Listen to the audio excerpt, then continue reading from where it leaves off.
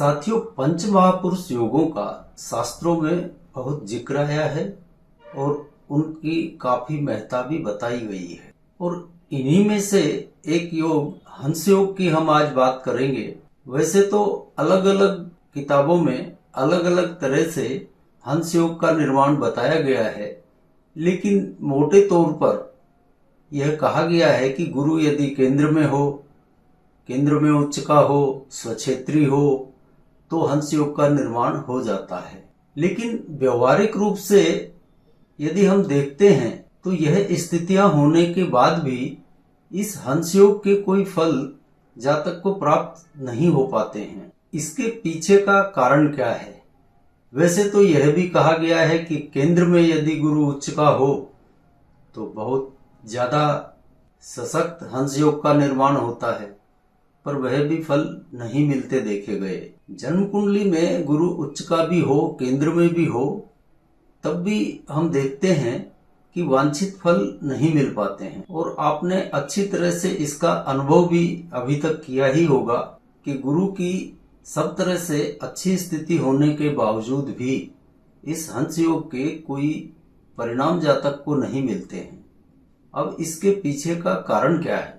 वैसे हंस योग अपने आप में स्वयं सिद्ध योग है और इसमें कोई भी दो मत नहीं होगा कि यदि हंस योग जातक की कुंडली में है तो निश्चित ही वह नैतिक और चरित्रवान अवश्य होगा, अपने यश मान प्रतिष्ठा की फिक्र पालने वाला होगा और वह इसमें सक्षम भी होता है। अब जैसे कि शास्त्रों में कहा गया है कि हंस योग हो तो जातक राजा के समान हो जाता है, ये होता है, वो होता है। तो देखिए, आज के जमाने में राजा महाराजा तो कोई रहा नहीं है, तो राजा महाराजा होने वाली बात तो गलत लगती है। हाँ, यह जरूर है कि वह प्रतिष्ठित व्यक्ति अवश्य होगा। अब सवाल यह रह जाता है कि फिर यह हंस योग बनेगा कैसे, जो कि अपने आप में सटीक फल दे सके। तो क्या यह गुरु के केंद्र में होने की वजह से बनेगा, या गुरु अपने उच्च में हो तब बनेगा, या स्वराशि में हो तब बनेगा? तो देखिए, इस बात के लिए आप इन सब बातों को थोड़ी देर के लिए एक तरफ रख दीजिए, जो आपने अभी तक जानी है, समझी हैं और जिनको प्रयोग किया है और रिजल्ट नहीं मिल पाए हैं, उनको अभी आप थोड़ी देर के लिए एक तरफ रखिए और काल पुरुष की कुंडली पर ध्यान दीजिए। तो काल पुरुष की कुंडली में चतुर्थ भाव में गुरु की उच्च राशि कर्क पड़ती है और यहीं पर स्थित होने से हंस योग का निर्माण होता है। यह पक्की बात है। यहाँ स्वक्षेत्री वगैरह ये लगता है बाद में ऐड कर दिए गए हैं, लेकिन मेष लग्न में कर्क राशि में चतुर्थ भाव में यदि गुरु बैठे हैं तो हंस योग का निश्चित ही निर्माण होगा। अब सवाल यह उठता है कि मेष लग्न में तो गुरु चतुर्थ भाव में उच्च राशि के हो जाएंगे, तो क्या बाकी के लग्नों में हंस योग का निर्माण नहीं हो सकता? क्योंकि अन्य लग्नों में तो चतुर्थ भाव में दूसरी राशियां आ जाएंगी।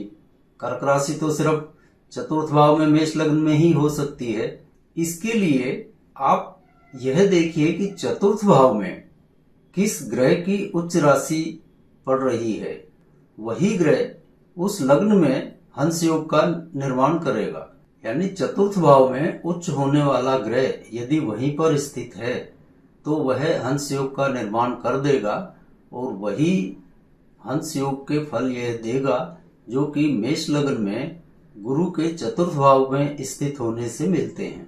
जो भी दर्शक हमारे साथ शुरुआत से जुड़े हुए हैं उनको तो यह बात अभी तक समझ में आ गई होगी, लेकिन जो नए दर्शक हैं या किन्हीं कारणों से वो यह नहीं समझ पाए हैं, उनके लिए हम अलग अलग लग्नों में किस तरह से हंस योग का निर्माण होगा, इन स्थितियों पर अब विचार कर लेते हैं। अब मेष लगन के बाद वृष लगन में यदि हम देखें तो चतुर्थ भाव में सिंह राशि पड़ेगी और सिंह राशि में केतु उच्च के होते हैं।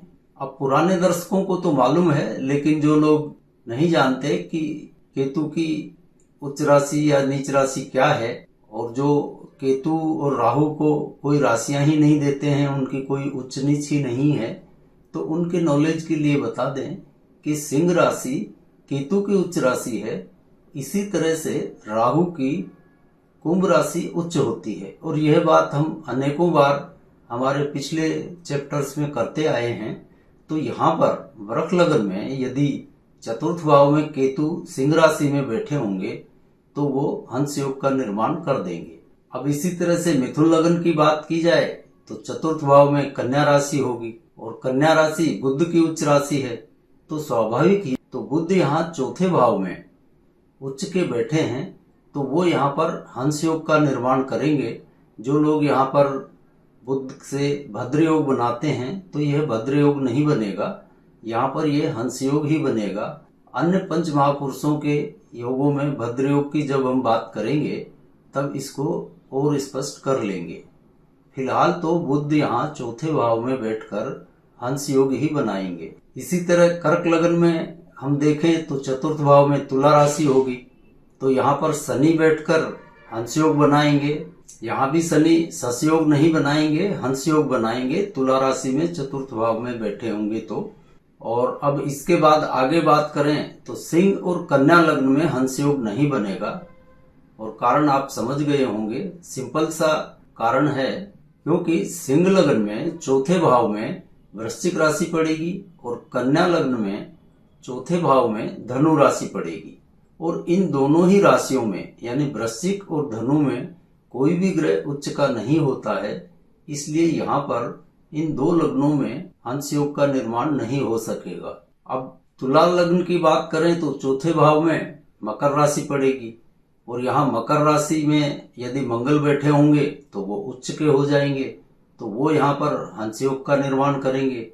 अब फिर वही बात कि लोग कहेंगे कि मंगल तो यहाँ पर रुचक योग का निर्माण करेंगे, तो यह रुचक योग नहीं होगा, यह हंस योग ही होगा। जब भविष्य में हम सारे योगों पर बात करेंगे तब स्पष्ट कर लेंगे कि कहाँ कहाँ पर कौन सा योग बनेगा। यहाँ पर तो तुला लग्न में मंगल के चौथे भाव में बैठे होने से हंस योग ही बनेगा। और यहाँ हंस योग बनने से कुल मतलब इतना है, बीच में जरा सा विषय परिवर्तन कर रहा हूं कि आप काल पुरुष की कुंडली को ध्यान में रखिए। काल पुरुष की कुंडली को आप छोड़ देंगे तो बात बनेगी नहीं।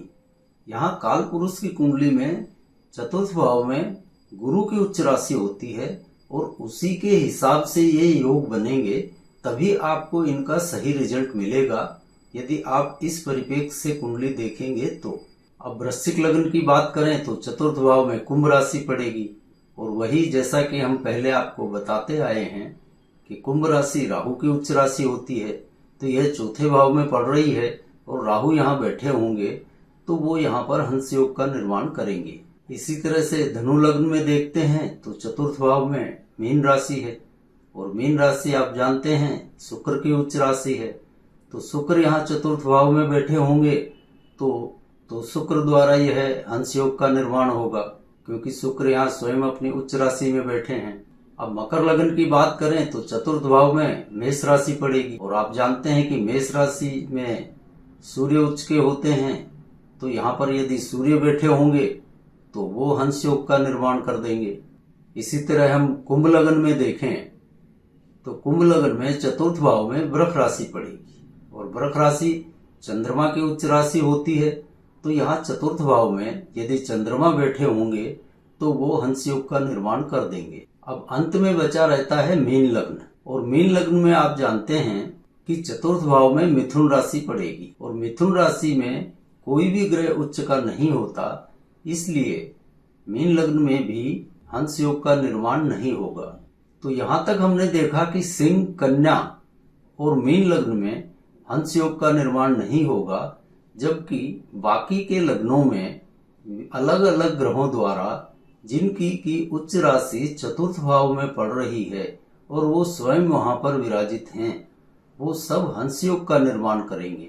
और जहां तक रही स्वराशि को लेने की बात, तो स्वराशि को आप छोड़ दीजिए। इस योग को यदि आपको पूरी तरह से रिजल्ट देखना है तो आपको इसी परिप्रेक्ष्य में मिलेंगे, क्योंकि स्वराशि वाला कंसेप्ट चलेगा नहीं।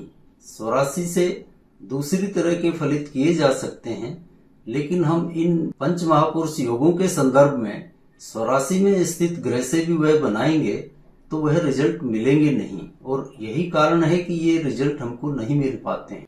तो आशा करते हैं कि हंस योग का यह कंसेप्ट आपके समझ में आ गया होगा। और अब आज के चैप्टर को यहीं विराम देते हैं और अगली बार आपसे मिलते हैं किसी नए विषय के साथ। तब तक के लिए जय जय सिया राम।